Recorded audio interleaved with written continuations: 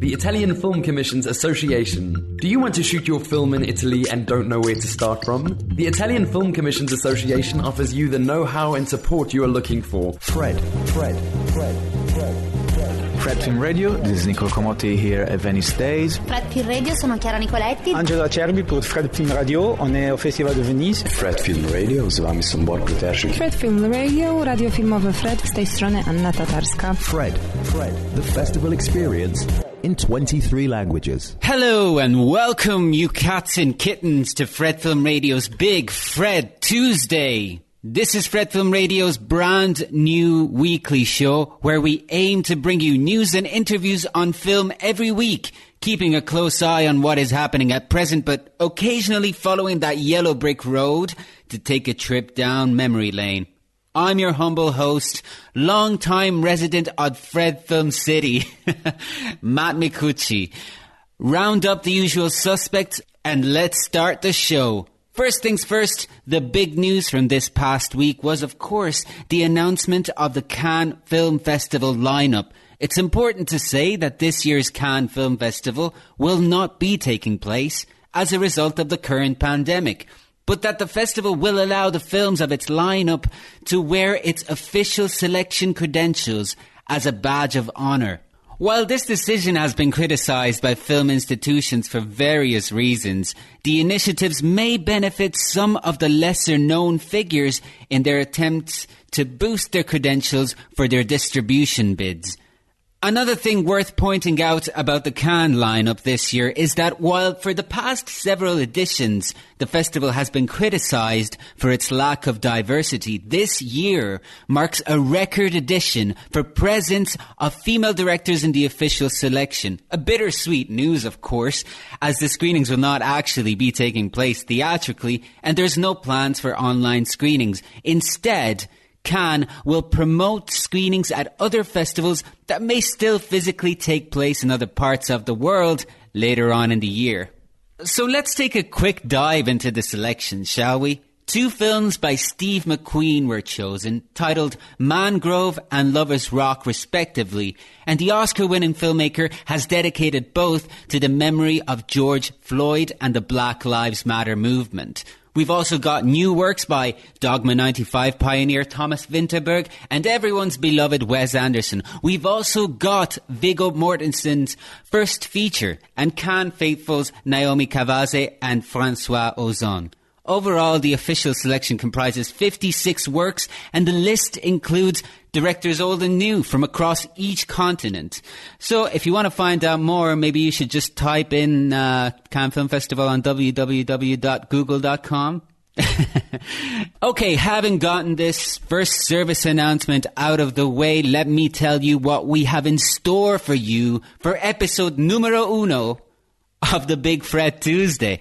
Well, we've got an interview with Leena Pasanen, the director of the Biografilm Festival that is taking place mostly online in response to the pandemic right now, pioneering this digital alternative on the Italian territory. Our good friend Jay Weissberg, film critic for Variety and the director of the Pordenone Silent Film Festival, will be joining us to discuss the Giornate del Cinema Muto's announcement that it too will be going online for this year's edition in response to COVID-19. And we'll be speaking with Christoph Schwarz, winner of Best Austrian Film at the recent 17th edition of Vienna Shorts. All this and more, so don't go anywhere. We'll be right back in a second to do stuff. For this section of the show, I'm joined by Leena Pasanen, director of the Biografilm Festival, which takes place in Bologna, Italy, every year, but will be running from the 5th of June to the 15th of June, mostly online in response to the current pandemic. So, Leena, welcome to the show. Thank you very much. First of all, how are you doing? These are crazy times that we're living in. It is, but it's somehow also kind of exciting. You know that these are historical moments and something will change permanently. Of course, this virus hit Italy really, really badly, and it's been devastating to see what it's doing to people. But at the same time, I see this spirit to moving on, and I can also see it in the filmmakers community. So We are very fortunate in the sense that the last day of the festival, which is the 15th of June, this will be the first day when the cinemas are open and we can actually celebrate our award ceremony in front of the live audience. And somehow I think that this is something, it's a new start. So I'm going to ask you about all of that for sure, because I've been reading up about it. I'm in Prague at the moment, but I'm keeping a close eye on what's going on. But I was thinking, for the benefit of the listeners who are not familiar with the festival, would you mind maybe introducing it a little bit? It is a relatively young festival, and I got to know it maybe 3-4 years ago when I was invited there. And at that time, I was the festival director of Doc Leipzig, which is based in Germany. And I was kind of fascinated with the energy and a little bit crazy selection of films and this really incredible atmosphere in the city while the festival was going on. It is character-driven films and biopics mostly, and both documentaries and fiction, only long films. So it has this kind of a celebration of life sort of focus, which is absolutely fantastic. Bologna is a city that is incredibly beautiful, really good food, really good wine, and a lot of students, a lot of young people because of the oldest university in the world. So it's just a lovely cocktail of all these elements. The festival is 16 years old now, which means that it's still very flexible and kind of like, testing and seeing where it could go. And this is the kind of spunk and spirit that I really, really love, especially after being the director of the oldest film festival in the world. So it's a very, very interesting change. Yes, Bologna is a city of culture. Lots of great artists have come out of there, and there's always been a great tradition of cinema. So cinema fits in well with the city. Absolutely. And of course, we have the marvelous film festival Cinema Ritrovato here as well. So I think that it's a great combination, and especially summertime, especially June, it's kind of a celebration of film in Bologna. Yeah, and just to give a complete sort of picture of what the festival is about, obviously you mentioned that there's a mix of fiction and documentary, but is there also competitions and awards? We have two competitions, the international competition and Italian competition. And then we have sections like contemporary lives, art and music. Art and music is highly popular in Bologna because of this strong connection to culture and music. We have Bio Europa, which is section for European fiction films, and so on and so forth. And we can play with it a little bit as well.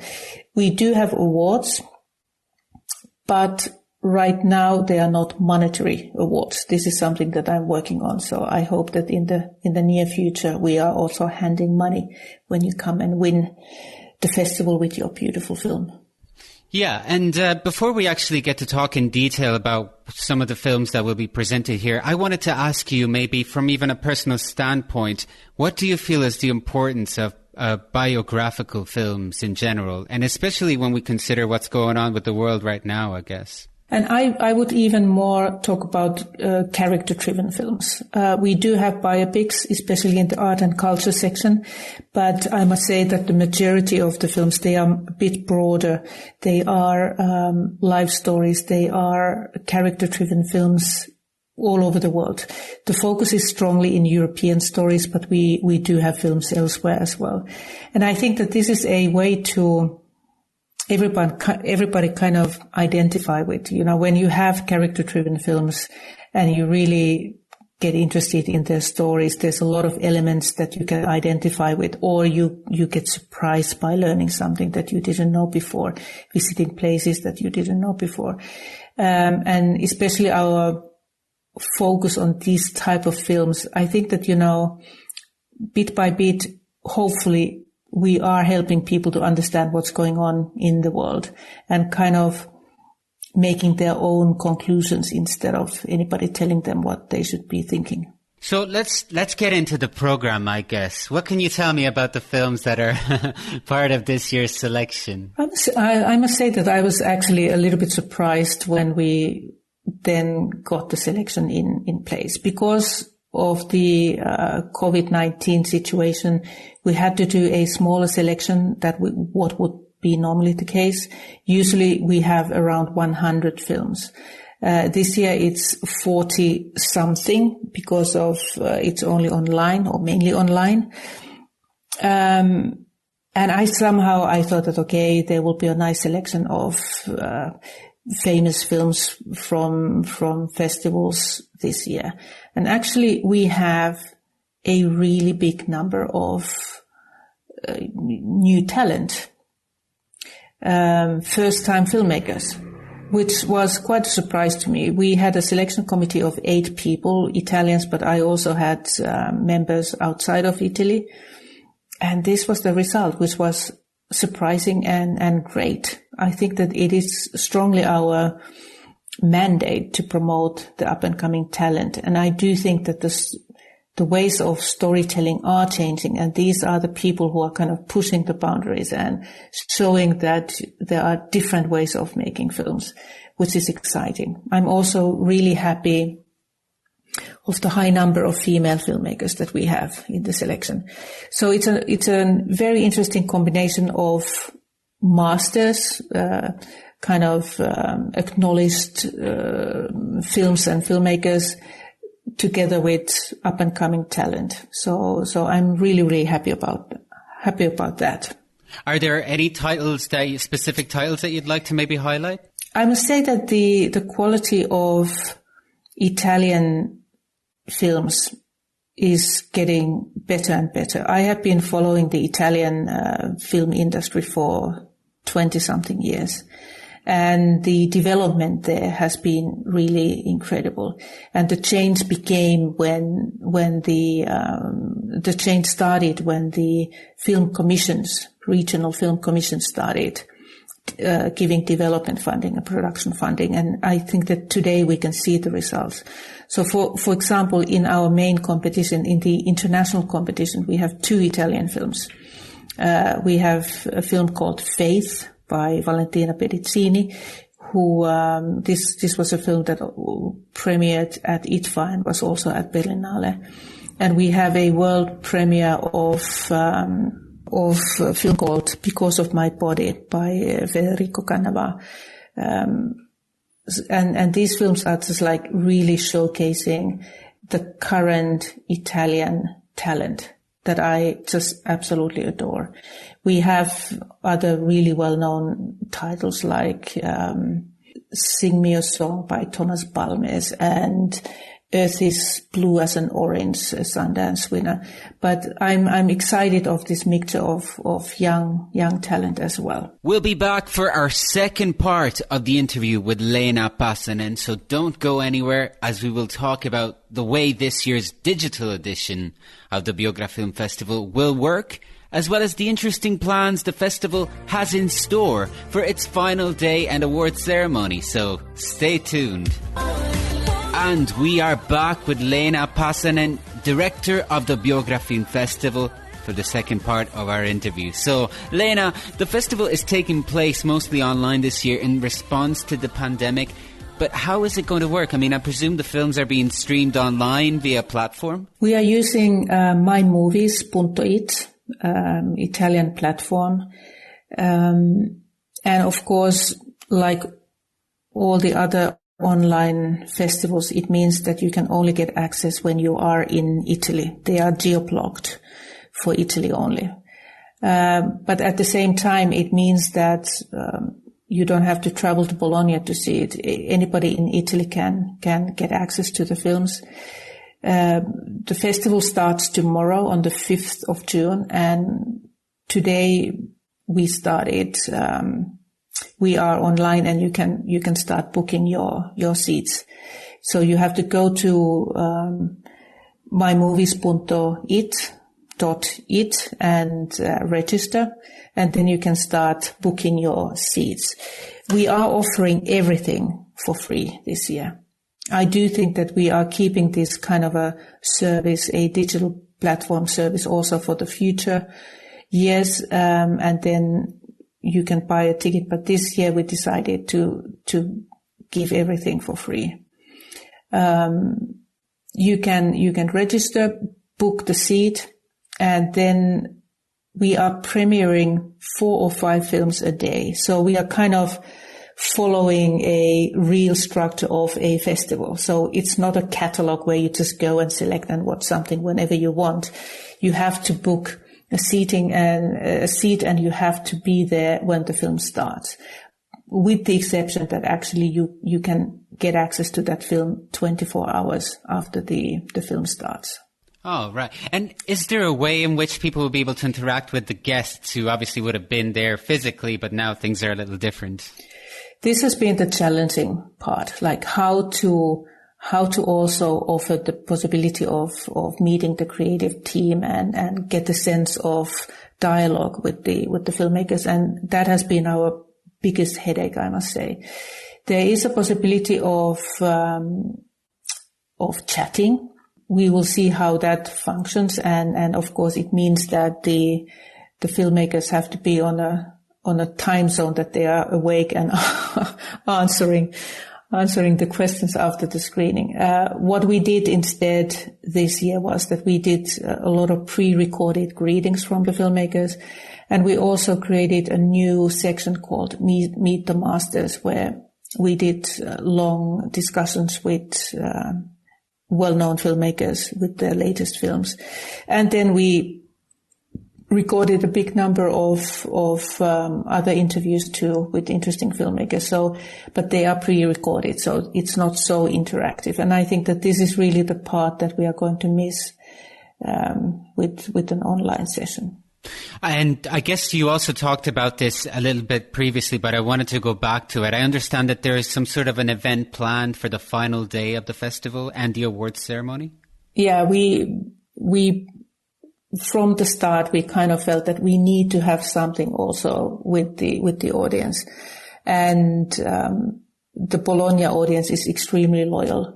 So now that they have been under a lockdown, totally trapped in their homes, we started wondering how can we get close to them, and we had all sort of crazy ideas that, okay, let's start screening films on piazzas, against the wall so that people can follow them from their balconies and so on.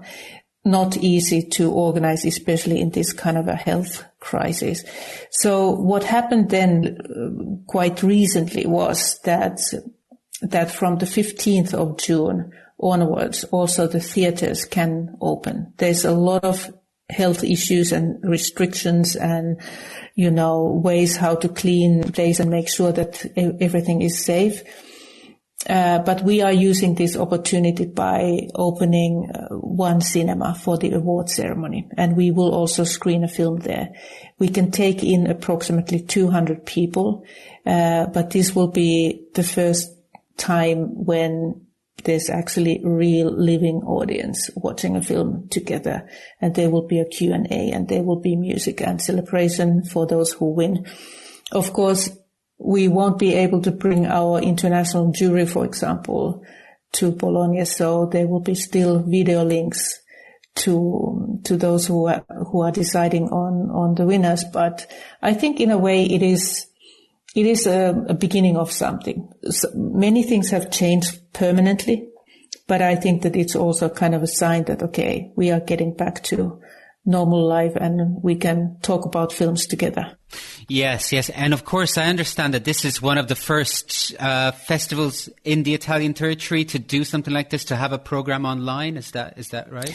We are the first festival doing it online. And in a way, I find it also kind of sweet that we are also the first one then having a public screening in the real cinema as well. Yeah. No, I think a lot of people will be looking at how things will work for you guys. So in a way, you're sort of pioneering. Yeah, it's been kind of tough season, and also for my movies, for this platform, like it's not easy to host a festival. So it's been a learning curve to all of us. But I'm happy that we had this experience because it also kind of showed us the positive aspects of this. And, I've already made a lot of notes what we can do even better next year and what are the elements that we need to develop for this platform so that it functions even better for festivals as well. Certainly a challenging first edition, let's say, for you as director of the festival. I must say in January when I arrived in Bologna, this was not what I expected. And we were already booking hotels. We had invited guests. Everything was going so strong.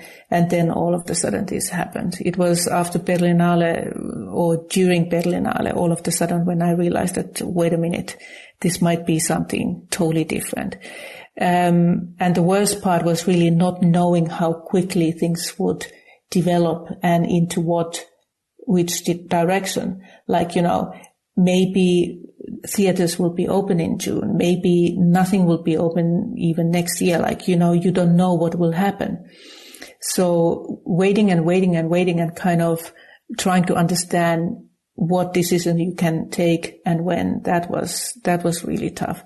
So for us, it meant that in a relatively short time, in a couple of months, we had to rethink everything and reorganize everything. But I must say that, I love the Italian craziness. They can do miracles in a very, very short time.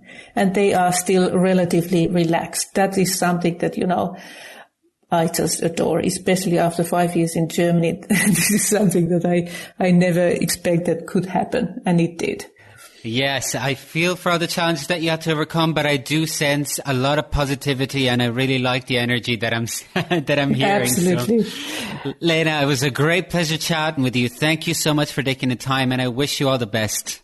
Thank you, Matt, and hopefully we'll see you next year in Bologna. Yeah. You're listening to Fred Film Radio's Big Fred Tuesday. And Fred Film Radio, your favorite international online radio about film festivals and the film world at large, has been around for years and years. So naturally, we've built up quite an enviable archive of interviews and encounters with some really amazing people during this time. So we decided that as part of the Big Fred Tuesday, we would occasionally take advantage of our archive to take a trip down memory lane and fondly remember some of our favorite Fred moments. And the first of these moments we're going to revisit is from 2016, from the Venice International Film Festival, where we had the opportunity to document an encounter with the one and only John Landis. Now, we all know John Landis, the celebrated director of such classics as The Blues Brothers, Coming to America, Animal House, and one of the Christmas films par excellence, Trading Places. Actually, the list of his iconic films is endless. And at the 74th Venice Film Festival, I personally had the chance to talk with him about his 1981 horror classic, An American Werewolf in London, a restored version of which was being presented in Venice that year. So open up those vaults and let's take a listen to our interview with John Landis from 2016. I'm so pleased to be joined by John Landis. Thank you very much for joining us. Thank you. Now, the festival is presenting An American Werewolf in London, a restored version of the film, which I adore. So let's talk about that a little bit. What was, the first question that I want to ask you is, this film mixes horror and laughs. Phone up. The film mixes horror and laughs. So how was it kind of received by, people that you were trying to get financial backing from? Did they understand the screenplay initially? No, I wrote this in 1969 when I was 18. I was working on a movie called Kelly's Heroes in the former Yugoslavia. Yes. I was, now they're called PAs, but they were called gophers then. And it was very interesting. It was behind the Iron Curtain. Someone your age wouldn't have a clue what that is, but it was... I'm a history buff. But you'd be amazed what that meant. It was like going from color to black and white. But anyway, and I witnessed this wacky thing, and it inspired me. I thought, what would I do if I was confronted with something supernatural? Because I know that it's not real, it's not true. So how would I deal with it if it was standing in front of me? And that basically inspired The American Werewolf in London. And the reason it's funny is it's not a comedy. It's a horror. It's a quite dark movie, but it is very funny. And my intention is to use the humor to make it more frightening, which I think it does. And I wrote it in 1969. I made it in 1981. And I only could make it after the success of, I had 3 movies that were Kentucky Fried Movie, then Animal House, and then The Blues Brothers. And they were all very, very, very successful, so I could get the money to make this wacky movie. And I'm happy to say it was very successful internationally, and still is. Right, it is. It's a beloved classic. How are we doing on time? You know, it did I got to ask. I was going to say it did huge business in the UK, but also in Ireland and Australia, just gigantic. In Australia, it was the number 2 movie to James Bond that year. And I realized, well, because it's killing Brits and Americans. That is... just to go back to the origins of the idea, at this point you had already kind of made a similar film. That was your first feature film, Schlock. Oh, Schlock is not similar at all. No, not similar, but it was also kind of a tribute to some creature feature. No, Schlock is a monster movie and very much a comedy. And it was inspired by this terrible Freddie Francis movie called Trog, which was poor Joan Crawford's last movie. Have you ever seen Trog? I haven't seen You should. It's wonderfully funny. But it wasn't meant to be. And so what kind of influence do these types of films have on you as a filmmaker? Had on you at the time? What do they have now in terms of influence? I couldn't be specific, but everything has influence. I mean, I hear sometimes artists saying, I was not influenced. They're full of shit. Everything influences you. Yeah. Whether, you're aware of it or not. It's like politics. People say, well, my film's not political. Of course it is, whether you intended it or not. Right, yeah. But regardless, I have very broad taste. I like highbrow and lowbrow. Yeah. I enjoy all kinds of stuff. Unfortunately, we're really running out of time, but thank you very much for joining us. It was a great pleasure talking to you. Are you coming tonight? I'm going to try my best, but... I'm going to try my best. The check's in the mail. The dog ate my homework. I control the time. If you keep the microphone, we can keep you for longer. Okay, thank you very much. Thanks a lot. On the 3rd of June, we celebrated the anniversary of the birth of one of the leading figures of the later period of the French New Wave, Alain Resnais, who directed such films as Hiroshima Mon Amour, Night and Fog, and one of my personal favourite films, Last Year at Marienbad from 1961. He was especially associated with the Left Bank group of writers and filmmakers who were distinguished by their interests in documentary, left-wing politics, and the literary experiments of the Nouveau Roman. Some of his pet themes included memory and time, and his style is often identified as quite formalist, which Resnais himself referred to as the starting point of most of his works.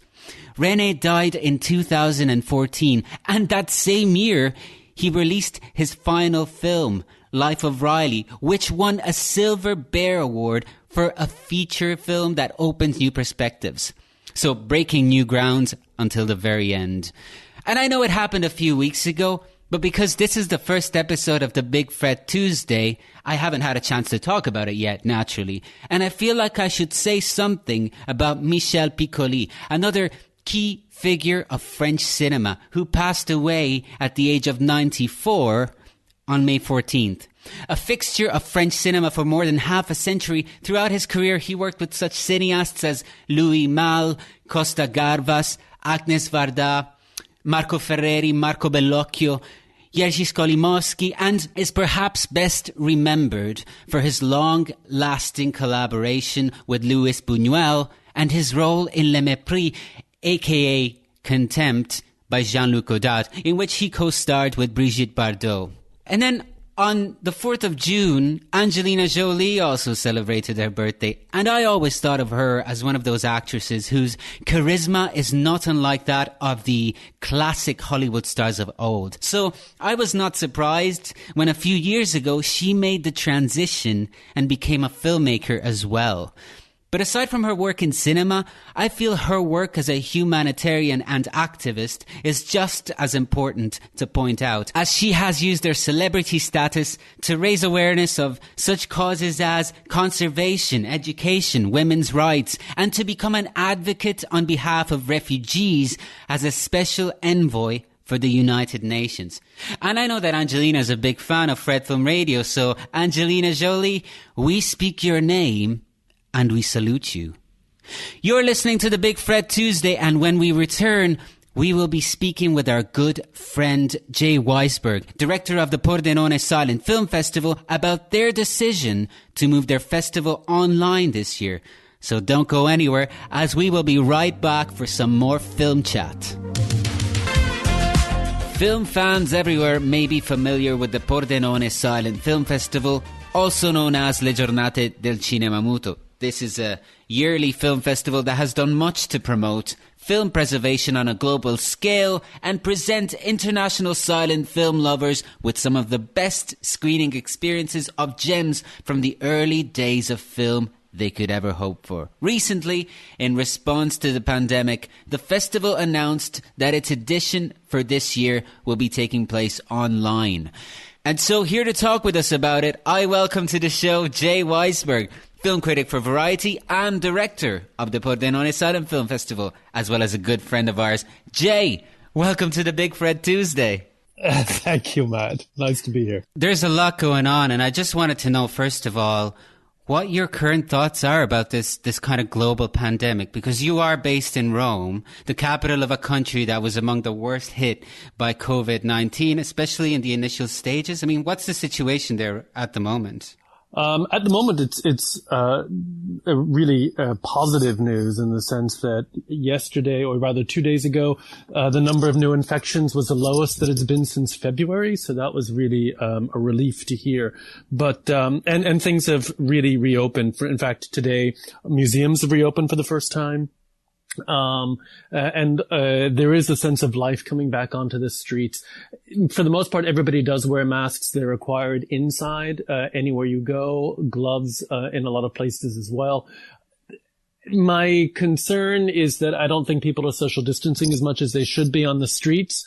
I don't think that people have a full understanding of where their bodies are in relationship to other bodies, whereas during the lockdown, absolutely they did.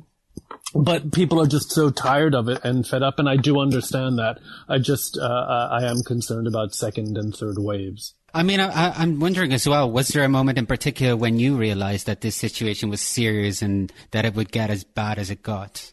Yeah, I guess just when everything suddenly shut down. I mean, I remember the last restaurant that I went to before the lockdown started, and that was actually the day before the lockdown started, and already there was a sense of tension and discomfort. And so once that started, and there was a true lockdown here in Rome, there had already been one, of course, in the north in Lombardy and parts of the Veneto.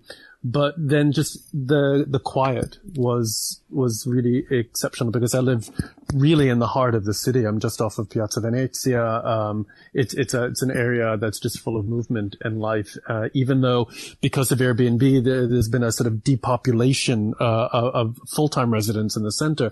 But still during the day, it's quite vibrant. And, that silence, that eeriness, even when I would go out maybe once every 4 days to buy food. But even going outside, what you think is going to be some kind of respite from being indoors, that even outdoors there was additional tension just because of how surreal it was. There was a sort of eerie feeling. And how are you sort of dealing with it personally, but also professionally? Because I mean, it's been a time of change, I guess. Yeah, let's pass over on the personal. I mean, it's been hard, I think, for so many of us. I think it's been difficult to find ways to concentrate on work, particularly any kind of creative work. So writing has been really, really tough. Like so many people, I've cleaned my apartment lots of times. I've polished the silver lots of times. I've tried out more new recipes. I'm cooking all the time. You know, all of that sort of thing that everybody has been sharing more or less, because it is so difficult, or has been so difficult, to focus. In terms of work, Also, that's been a big problem. Variety pretty much dried up my work because my job for them basically requires going from film festival to film festival, and clearly that stopped. So that's been troubling, to say the least. And then for Pordenone, we made the announcement on Friday that we were canceling the live edition in October and taking it online. Was it a difficult decision to take? No, actually, for me, it wasn't a difficult decision at all. Frankly, I wanted us to make the decision even earlier because I think that the earlier that festivals make these announcements, the more respectful it is to our public. And quite early on, I realized there was just no way that we could hold a live event. I don't see how live events are really going to be possible in any so-called normal way until there's a vaccine. And the reason I'm saying that is there's multiple reasons why I'm saying that. First of all, the Giornate is unlike other film festivals in that we don't have shelf lives, in the sense that we're not looking for the latest films. We are, however, looking for new restorations. And since all the world's film archives have been locked down and closed since February or March, it means that the workflow is completely shut down. It means that restorations have stopped, digitizations have stopped. There's no way to get links to films for me to see, for scholars to see, for the musicians to see. None of that is possible. So you've got that as a major factor in making the decision to cancel the festival. But on the top of that is in Italy, the rules are now that once theaters do reopen, and we're still not exactly sure when that's going to be, when they are able to reopen, even the largest theaters will only be able to hold a maximum of 200 people. Now, for us, we have a theater that holds just about, I think, 920, I want to say. So if we're cut down to 200, how on earth can we be the people to say you can get in and you can't? So the idea of having any kind of equitable festival that is open to all is an impossibility. If you have an outdoor event, you can have as many as 1,000 people. So that does make it easier to do. But on top of that, I have multiple concerns. I have the concerns about the queues going in and out of theaters, which is always a scrum. I have concerns about what happens when somebody who's seated in the middle of a row suddenly needs to get up and get out, and has to brush past people. I'm concerned about the need for disinfecting of cinemas between screenings and how much time that takes. And in addition, I'm also, I've been really surprised at how little people are talking about the psychological aspect of what it means to be in a cinema where there are multiple spaces all around you. And you know that those spaces aren't because they can't fill the seats with people, but in the sense that, you know, they couldn't sell tickets. They can, but those are empty seats for a reason, and that's because of a pandemic. So the idea of those spaces for me are so filled with tension that how do you enjoy watching a film? How do you allow yourself the escapism of laughing hard and feeling that community of spirit that is what a film festival is meant to be if you're surrounded by the tension of these empty spaces? And that's something I think that people haven't been talking about, and they need to be talking about, because there's just too much emphasis, I think, on people thinking, oh my God, we can't be without film festivals. That's our lives. Well, actually, let's think about that.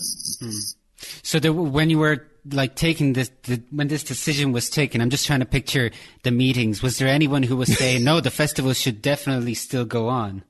There was the discussion about waiting and seeing, because everything is so uncertain at the moment and things are changing rapidly all the time. There were some people who were suggesting that it would be a little bit better to wait a bit more, but then that became untenable. And everybody on the board agreed that the sooner we let our public know, the more respectful it is. Just in terms of things like, you know, buying plane tickets. Not that you can buy a plane ticket now. The airport in Venice is closed. We don't know when that's going to reopen. The airports in Italy that are reopening are Rome, Naples, and Milano. That's it. So how would people even be able to come if they could come? what kind of international travel is going to be possible. All of those factors were in play when we were having these discussions. And so at this point, it was absolutely unanimous that we realized we need to cancel. And then we began to think, okay, well, what do we do? How do we keep the community together? And the only way at the moment is online. So just to clarify, the festival, there will be no theatrical screenings at all, and the festival will be completely online, and the films will be streamed, I guess, from a platform. That's correct. Eventually, we would like to have some kind of live event in Pordenone when possible and when it's safe. That would be for the people of Pordenone rather than for the international festival crowd that we cater to. But yes, the idea at the moment is to keep to our dates, which is October 3rd to 10th, and probably have one feature film a day plus some shorts. And in addition to that, there would be introductions by archivists, introductions by musicians, conversations after each screening with the archivist, a scholar, possibly also the musician. I'm in discussion with musicians about doing some kinds of classes online, to give the public a better understanding of what their craft is in terms of composing and improvising for silent films. So we're looking to really make this, as I said, a kind of community space to keep everyone together. It would be available, each film will be available for a 24-hour period. And in addition, then it would be by accreditation. We'll be back for the second part of our interview to talk more about the Giornate del Cinema Muto's decision to move its edition online, as well as film preservation and some of the challenges that cinema may face in the near future. But first, it's time for a music break. And we're back with the director of the Pordenone Silent Film Festival, aka Le Giornate del Cinema Muto, Jay Weissberg. Jay, one of the things that the film festival is known for, I guess, is the live musical accompaniment to the films. Now, despite the fact that the festival is going online this year, are we still going to be able to look forward to some great music to the films? There will still be music and really phenomenal musical accompaniment by our usual group of musicians. They're the musicians who are really the best in the world for silent film, but it won't be live. There just isn't a way to do that. So what will happen? For us, the important thing is to guarantee the highest possible visual and audio quality. And really the only way to do that is to have the film recorded and then the music recorded.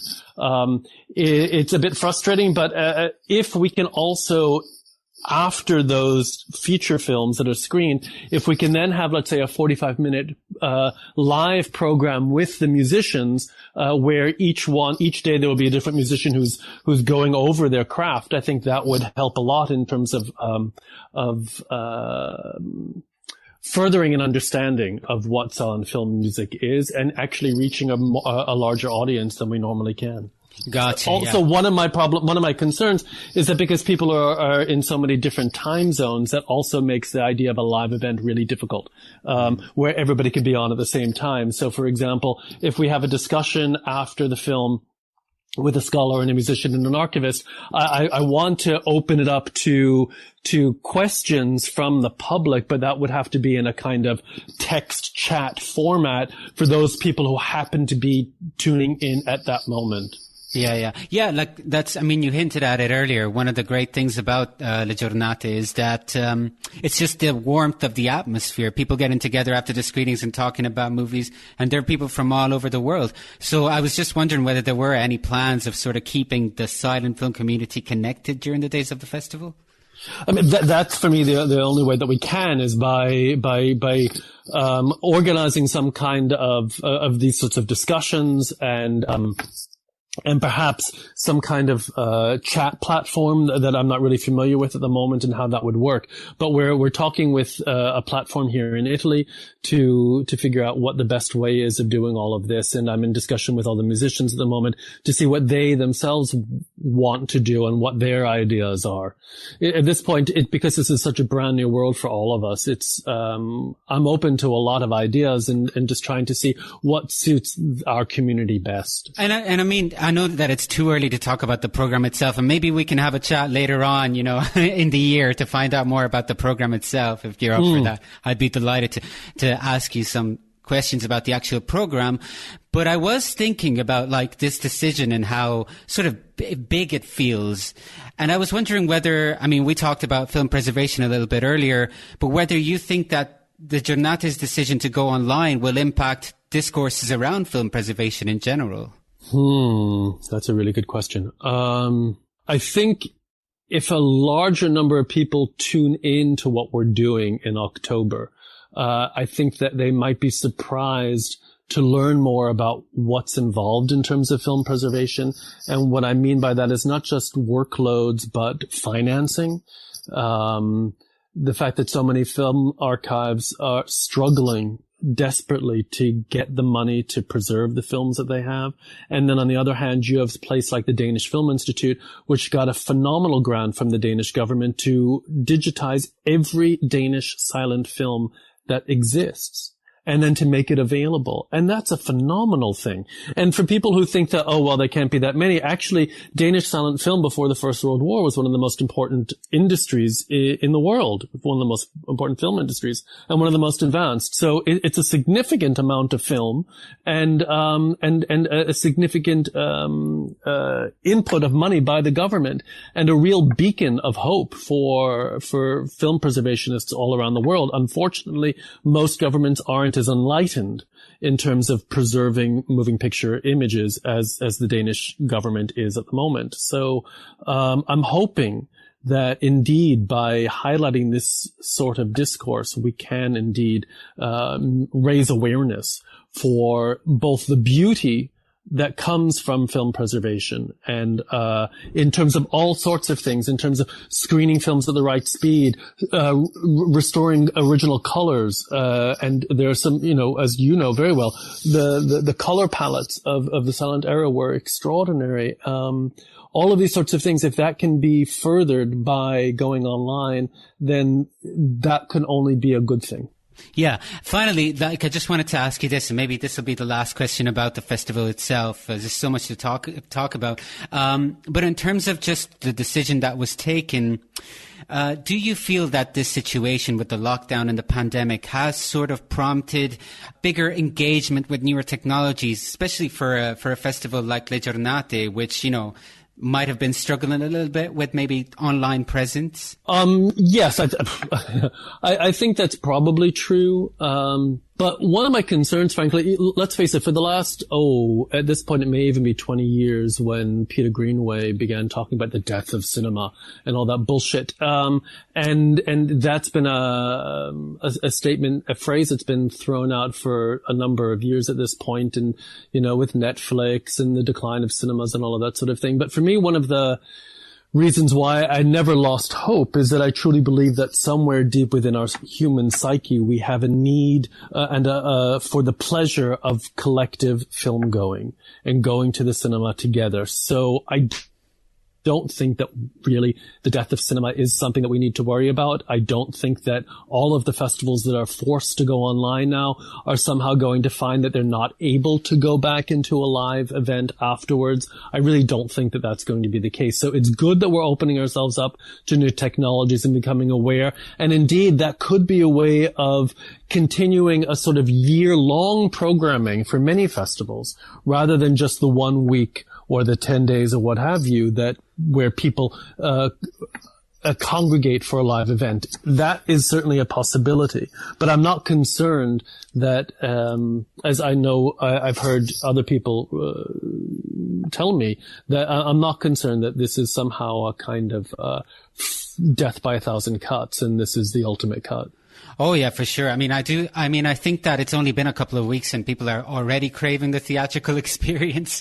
So maybe when the cinemas will reopen, people will appreciate them again, because I did feel like, I don't know, the theatrical thing was a little in decline. I don't know why. Maybe it was just a more complex problem than we all think, but it could lead to a resurgence.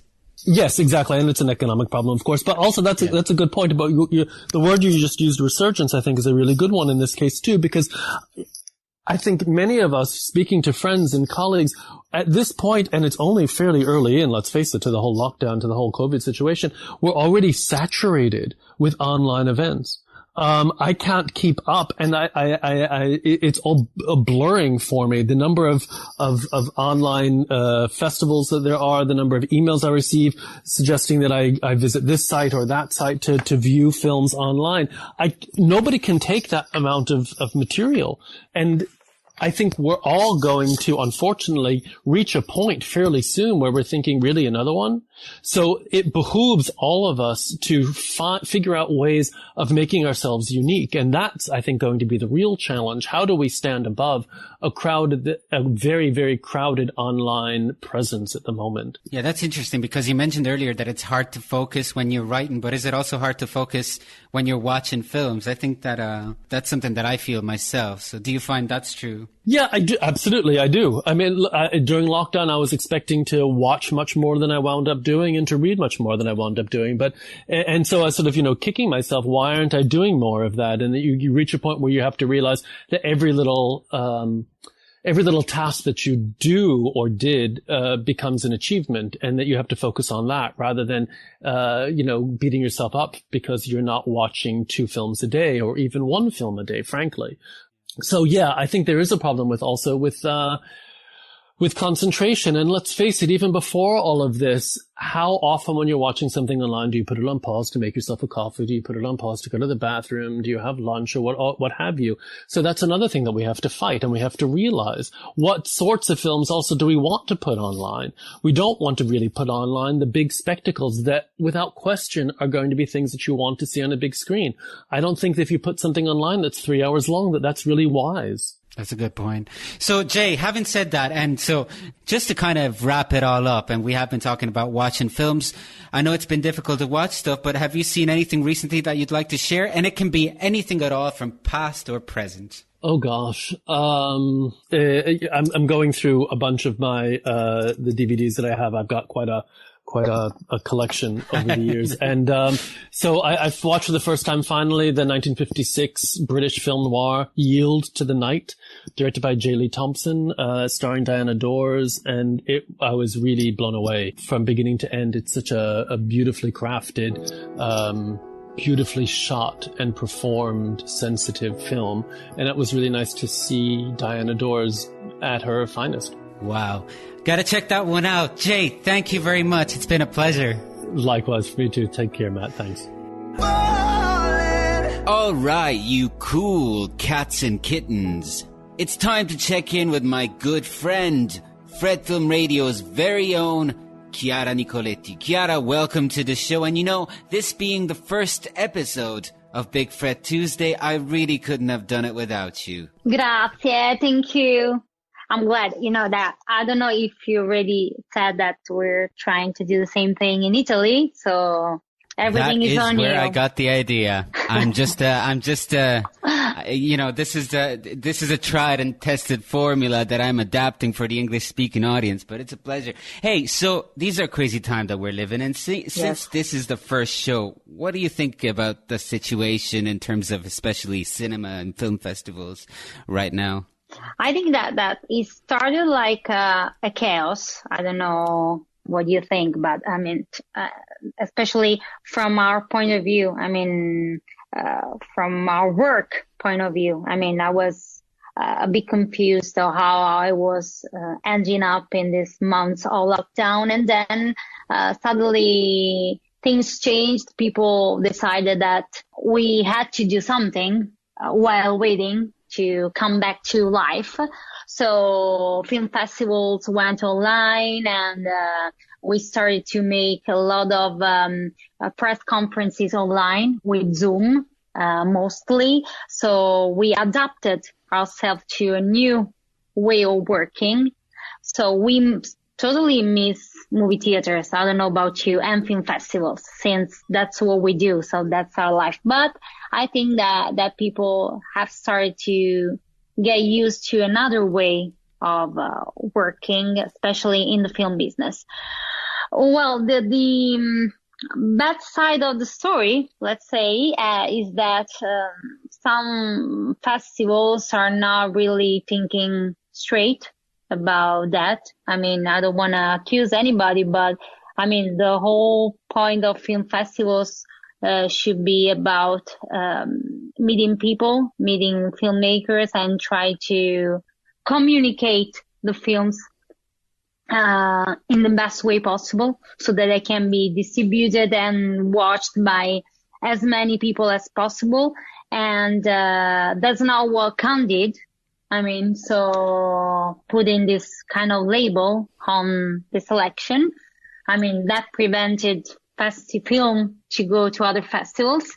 And there was a bit of a weird thing in this panorama of other festivals that reunited together, as in the We Are One film festivals, and try to do what festivals are meant to do. I mean, so was a bit like, I don't want to say the bad side of the story, but I mean, like, how the tune note and this whole, we will get better, we will be better after this. Hey, so yeah, this label deal, it feels like the little blue stickers on the Chiquita bananas, you know? Yes, it kind of cheapens exactly. the entire thing a little bit. I don't know how it's ending up. Maybe we will, some will benefit from this. I mean, I don't know. I'm not a Cassandra in this. So maybe it will be useful. Who knows? Well, we do what we can. We do our part and whatever. But like, but you know, then people could argue with the festivals going online. Do you think that, you know, that cheapens them too, in the sense that people who are at home are still going to be watching Netflix, a large part of them? Do you think that, or other streaming sites like that, do you think that festivals should worry about that, or they should just think about what they do and promote the type of films that they want? I think that they should worry, because obviously I think that people now, after 2 or 3 months of lockdown, are starting to be tired or watching things online. I mean, any kind of thing. People want to get out. They want to get out and see people. I mean, so in this sense, it started like, okay, that's very nice to have so many other platforms, so film festivals online, so that we can watch things that we couldn't normally watch on, you know, the general audience kind of platforms like Netflix, Amazon, you know, that have a content that it's more general or less sophisticated. And then, but right now, with all these festivals going online, it's becoming a little bit difficult, more difficult at least. But I think that they should go on with that, because it's a phase. They have to carry on with their lineup, with their program, with giving advice to people that follow them. Because doing a selection, even if it's online, it's still a way to channel the audience towards the best films and short films. So, I mean, documentary films, there are in their taste. So if I'm watching, I don't know, for example, now it's starting, the Biografilm Film Festival in Italy, that it's about, biopics and documentaries about, you know, real life stories. So even if it's not the typical festival that we have in Bologna, like meeting people, still I know that if I go online and try to watch films there, I will watch those kind of films that I used to love about that festival. So they have to carry on and worry, but still think that it's just here, we hope, and maybe not putting a label, putting a label on films, but still trying to give their audience an advice on what to watch. Yeah. Hope is the right word there. Right, you know, that's all we can do is hope. Hope is a thing with feathers, like that poet used to say. But right now, speaking of watching things online, I would love to know, what are you watching right now? I just finished watching Little Fires Everywhere, the Amazon series. It was like a Hulu series in the US, and then it was distributed by Amazon Prime Video in Italy, and also I think in UK. And it's produced and acted by Reese Witherspoon and Kerry Washington. And it's based on a book, and it's even better than I think Big Little Lies, which was also produced by Reese Witherspoon. And it's about two women so different from each other, and two mothers actually fighting through a very different way of living and perceiving motherhood. Let's summarize it like that. Like it's a mystery, a bit of a thriller, a bit of a mystery, a bit of a Desperate Housewives meeting a Big Little Lies, meeting, I don't know, other, wannabe dark, fairy tales about strange, little towns in the US. So it was very interesting, and it's a mini series, so it's only 8 episodes.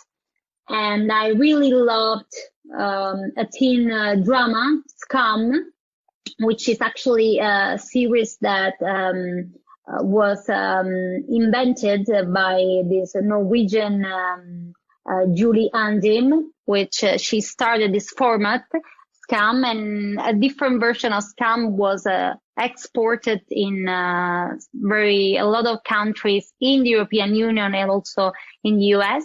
And the Italian version was very successful in Italy, but not only in Italy, among the different scams, which means shame in Norwegian, was among the most successful teen dramas, and we all loved them, loved this series, and it's very good because it tackles all the adolescence issues we had to face and we have to face, and but in a very delicate and hopeful way. So let's keep mentioning the word hope. So, yeah. We already have a theme going. Hope. Chiara, that was great. Thank you very much. Do you want to say any final words for this little section of the show? Keep hoping, and let's remember that diversity is key. That makes us unique. That's the most important thing we have to remember right now. Through cinema and film series and festivals, that's what we have to look for. Joining me at this time, filmmaker Christoph Schwarz, whose 15-minute essay film The Best City is No City at All won the Austrian Short Film Award at the 17th edition of Vienna Shorts just a few days ago. So, Christoph, welcome to the show.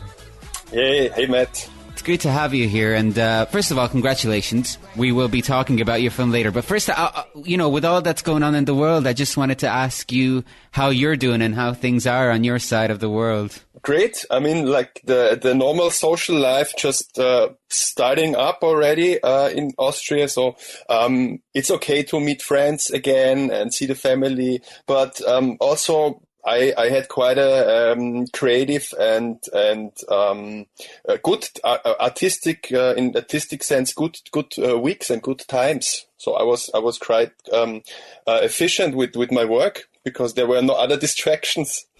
Yeah, I understand that you've actually been filming, right? So the situation hasn't prevented you from doing your thing.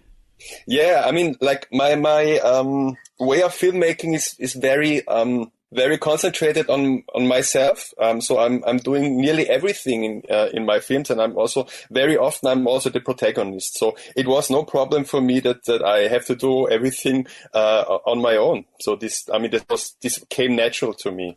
I'm happy to hear that. So now we can talk about The Best City is No City at All. First of all, for the listeners who are not familiar with this film yet, would you mind just maybe giving us a brief introduction? And please feel free to say as much or as little as you would like to say. It's a film let's say it's not a film about people. It's more a film about spaces. And my two protagonists are an old abandoned wooden church in the outskirts of Vienna. And the whole city expansion area there. So this is it's a new city which is built there on the field, on empty grass. I don't know how to say, for cultural interim usage. I don't know if this is correct to say. This church, is now used as an art space, an off space. So yeah, I use this art space, this like rather weird building, as a protagonist, and like in direct opposition of this new city, which I would say stands for progress and maybe also for this idea that we can save the planet with the help of smart design, let's say. And on the other hand, this old abandoned church, which stands for the past and for like a bit of nostalgic feeling, romanticized feeling of that. I don't know, maybe not everything which is new is better. And yeah. Pardon my ignorance, which I will readily admit to, but what is an expansion area? Okay. Well, maybe you have some. Maybe this is a bad translation, but like Vienna as a city has the feeling that it needs to grow, so you need to find new spaces in the outskirts of the city where you build new buildings, and like is it some kind of new satellite city, you could call it there. Oh, right. No, I think that's the right term. I just didn't know what what it meant exactly. And I'm sure that, you know, I've been in cities where that is happening and I'm not even aware of it. But you are aware of the environment, what is going on around you, and you're interested in capturing it as it's expanding. Yeah, definitely. I'm very interested in how the city plans its growth. Are you fascinated with it? Are you frightened by it? What's your feelings about it? I think it's a blend of all of this. And the thing is, I also grew up in this area. So there is, of course, like my own personal, like memories of this place somehow. And I mix everything, but it's not a like direct criticism on this specific project, which I think in comparison to other like city expansions in other parts of the world, I think they did also very many things in a good and right way. So it has more this universal approach. You know, I was watching it and it reminded me a bit of the early works of Wim Wenders. I don't know whether he would be an influence of yours. I couldn't say so. I don't know his early works. Maybe I have to check them out. Yeah, what he did, and actually he spoke at length about this, is that he would just capture things. And whether it would be a wall, especially in his early films, he would just capture these inanimate objects. And the meaning behind it was, well, I'm capturing it because they may not be here this time next week or next month or whenever. So it's a way to just keeping their memory alive. Do you kind of also have a similar, you know, drive in your works? Yeah, like in this film, I can pretty much connect to this idea because I have I'm a good friend of the artistic director of this space, and I wanted to document it before it will be gone. So this summer, this church will be dismantled again, and the artistic director, he will give all these wooden blankets and like all these pieces away to collectors and friends, and then it will be gone. And in a few years, there will be, I don't know, a supermarket and a shopping mall at this spot. So yeah. Oh, right. So it just keeps moving, basically. Yeah. I mean, in the concept of church, the church itself, I mean, does it matter in the terms of what you want to say in the film that it's actually a church, so it's a religious space? I mean, of course, for this space, it's very interesting that it was used as a church for 40 or 50 years. But somehow, I mean, the German term for it is called Notgalerie, which means like emergency gallery, because it was called emergency church in the 1950s, because like many churches were destroyed in World War II, so they needed to build like churches again, and they called it emergency church because it looks like a, I don't know, a wooden shed basically.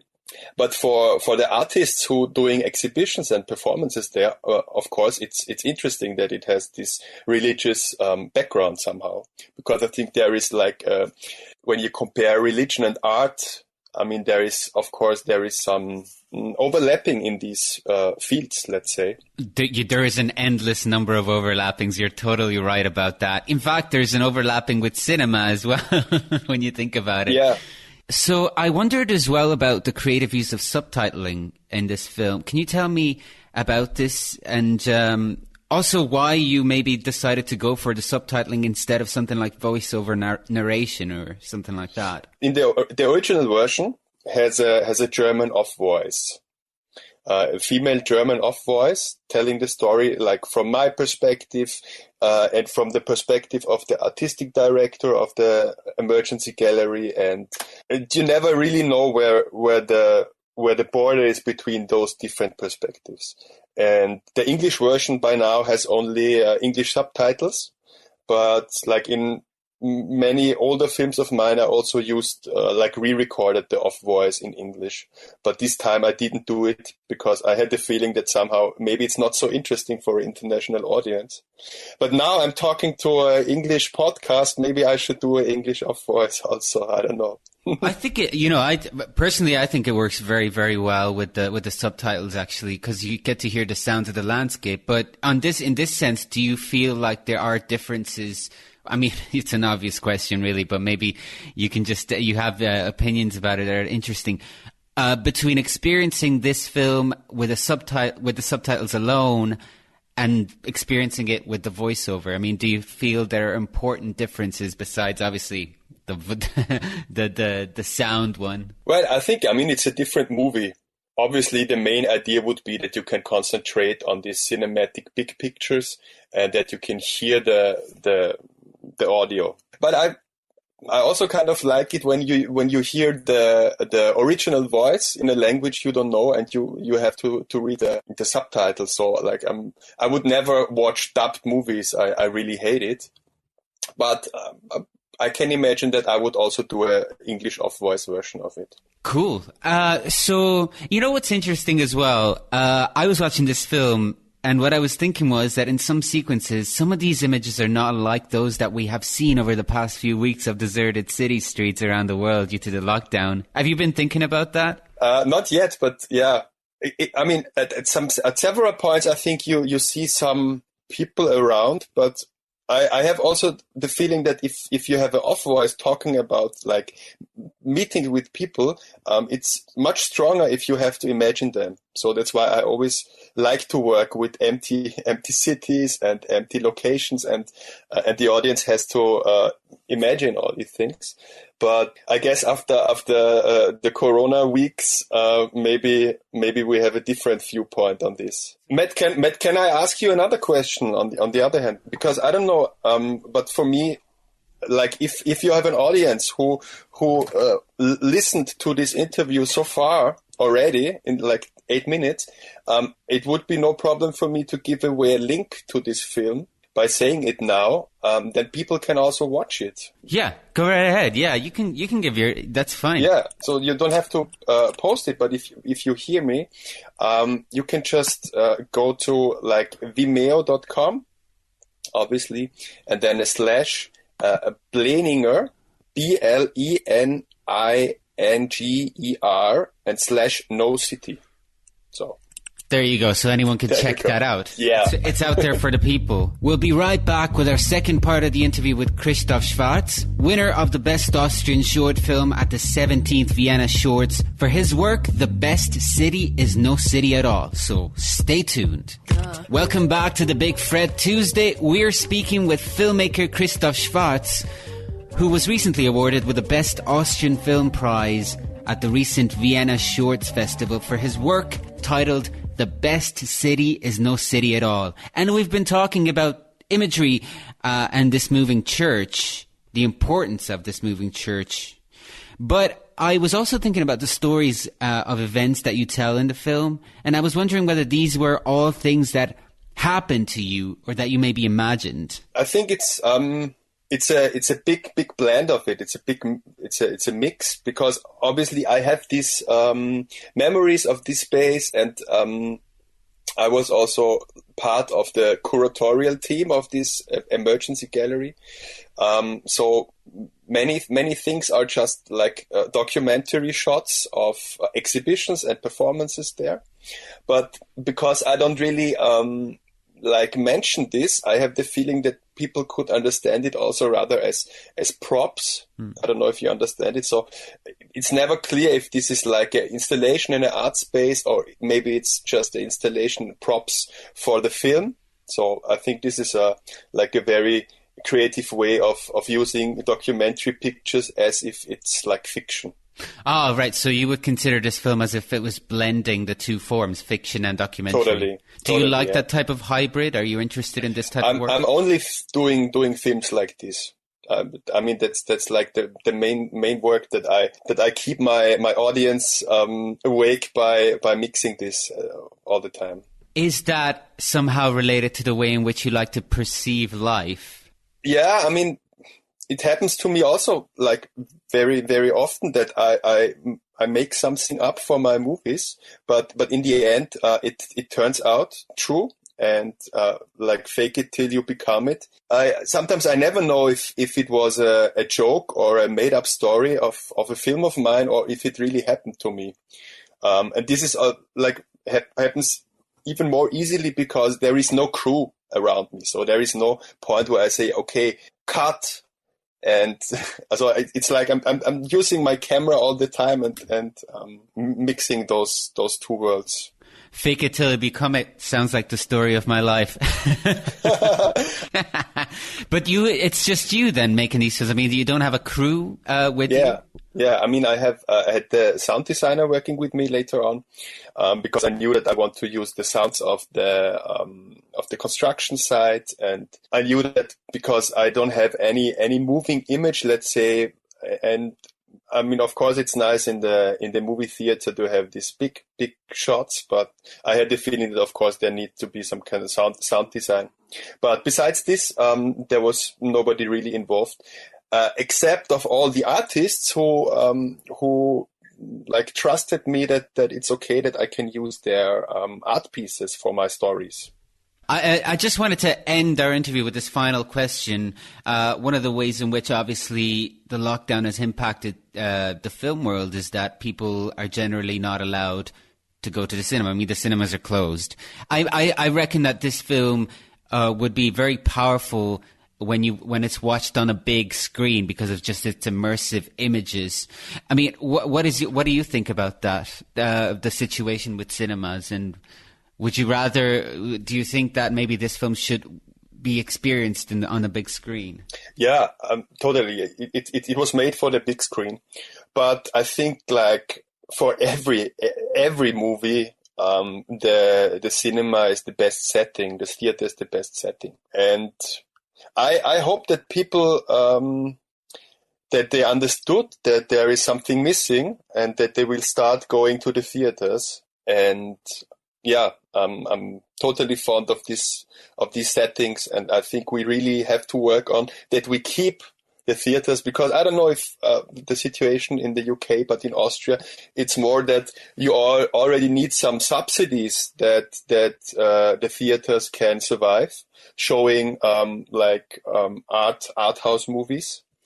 But it's so important. So I could also imagine that the theaters and the movie cinemas, that they transform to some kind of film museums, and that you treat these art house films like art pieces, like in museums. And this is the only way to watch those films. Excellent. So would you like to maybe repeat the link to the film, just in case people missed it the first time around? Yeah, I mean, if you're really listening to this, then this should be the reward that you can watch it.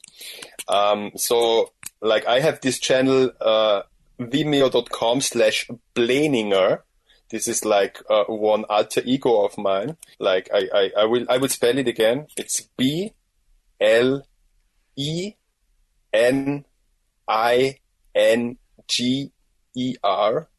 Bleninger. no city. All right. Okay. Thank you very much, Christoph. It's been a pleasure. Yeah. Thanks, Matt, for having me. The celebrated multimedia artist Laurie Anderson celebrated her birthday on the 5th of June, and we pay tribute to her by revisiting one of our interviews with her from the Fred Film Radio archives. In this interview from 2015, our very own Angelo Cerbi caught up with her at the Venice International Film Festival on the occasion of the premiere of her film Heart of a Dog. Angela Cerbi, Fred Film Radio. We're still at the Venice Festival, and we are very glad to have with us here Laurie Anderson. Good evening. Hello, how are you? I'm very well, especially after I've seen your movie, which I loved a lot. And I would like to ask you, as an artist, you used a lot of forms of medias in your life. But then you choose to do a movie which is kind of a narrative movie because you tell a story. Yeah. How did you come up with that? You know, some people from Arte TV said, can you make a film about your philosophy of life? And I said, no way. I don't have one. Okay, then they said, hey, you know, we saw that show, but were you talking about your dog? Maybe you could have some stories about your dog. And I said, okay. I started like that, and then it got longer. It was only supposed to be 20 minutes long, and then it went into 40, then 60, then 70, then 80. So it was 2.5 years late and 4 times as long, but it turned out to be my philosophy of life, after all. So you have one. You thought you don't have one, but you do have one. I didn't think I did, but here it is. The movie is really dense with issues because it treats a lot of issues. But I think for me, the 2 key ones were love and death and loss, pretty much the same. Absolutely. How do you manage to use those 3 elements inside of your film? Well, they are so much the same. Think about how many times you've lost love, you know, and how much love has to do with death and death with loss. And so they're very intertwined. And if I was Woody Allen, I would call it Love and Death. But I wasn't. And it's so, I chose a dog because the dog is in there, but also because dogs are empathy. They're about empathy. They're about putting yourself into another person's shoes. And this is a film about stories and how we tell them and what they mean and what happens when we forget them, what happens when we tell them too often, what happens when we run out of words and we just don't know how to say it, and all of those things. So it's for a radio play, really, because a lot of times you just see like some branches or some telephone poles and you're hearing a long story about a guy who lives in trees. So you have to imagine who that guy is who's living up there in the trees. So it asks you to see from a lot of points of view. You use a lot of personal references, and I read that your brother came to you with all the family films.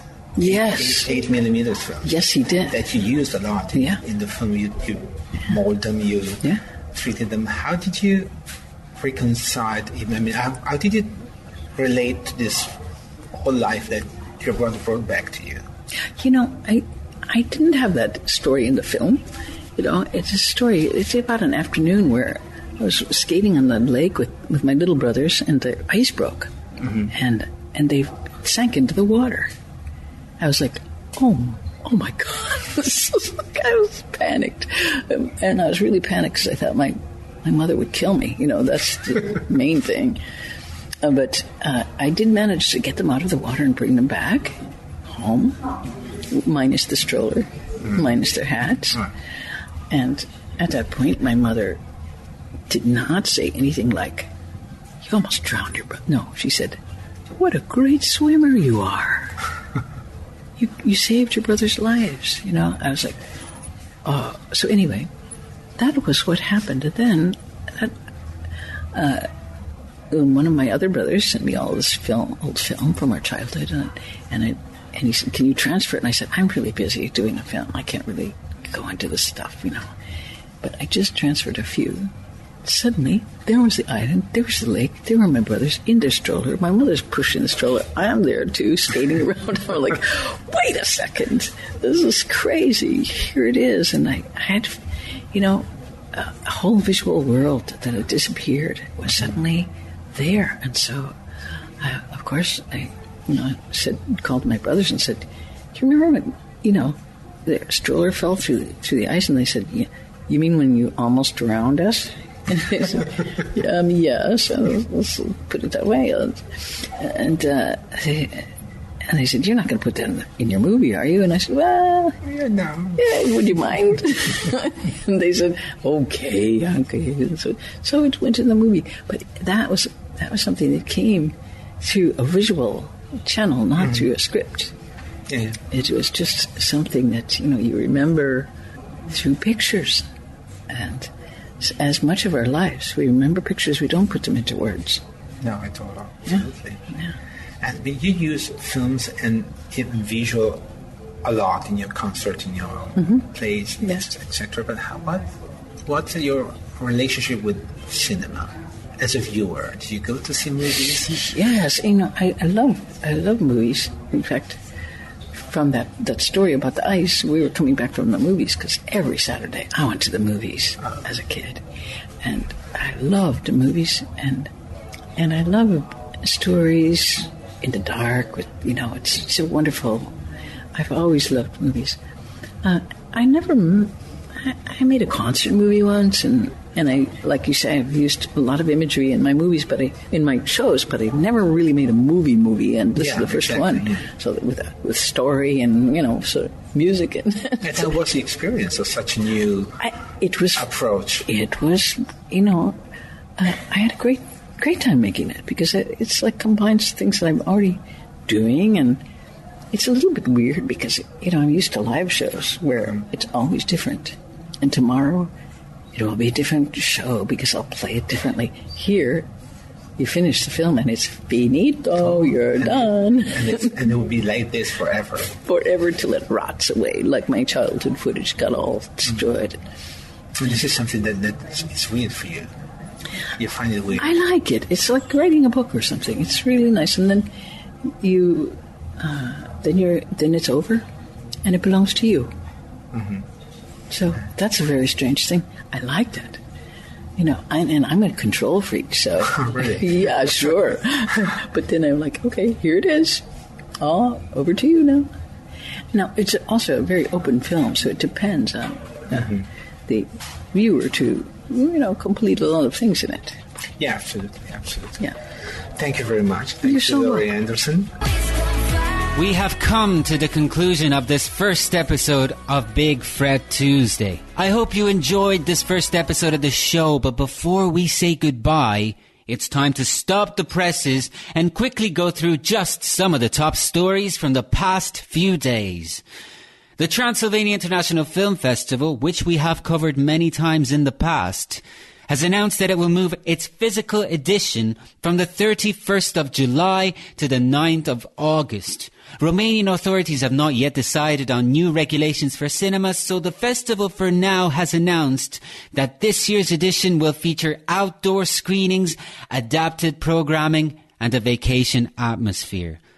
The Zlín Film Festival in the Czech Republic, also known as the International Film Festival for Children and Youth, has been postponed and will take place from the 4th to the 10th of September. Its lineup has been announced and will widely revolve around youth-oriented or coming-of-age films. The festival's artistic director wrote in a statement that this year's Zlín Youth Competition will offer strong stories in which young people reach a new stage in their lives, but some are also in borderline situations in their fight against contemporary society. And finally, the International Film Festivals and Awards Macau, which we have been covering since the very beginning, has announced the date for its 5th annual event for December the 3rd to December the 8th. Online submissions will open for filmmakers starting on the 15th of June, and according to their press release, the organizing team is hopeful that they will be able to welcome audiences to their cinemas in December. With that, we can officially close the first Big Fred Tuesday. Thank you for sticking around. We'll return next week for more chat about films. But for now, in the words of another great Fred, Freddie Mercury, Thank you very much. You've been a tremendous audience, and see you soon on Fred Film Radio, the Festival Insider. Fred. Fred Film Radio, I'm Matt Micucci from the 64th Berlin International Film Festival. Io sono Valentina Pompili al Tokyo International Film Festival. Soy Antonio Becker y estoy aquí con Internationalen Filmfestspiel in Berlin. Mein Name ist Beatrice Behn. أهلا بكم في Fred Film Radio. Fred, the festival experience in 23 languages. Fred Film Radio. 24/7 on Fred.fm and smartphone apps.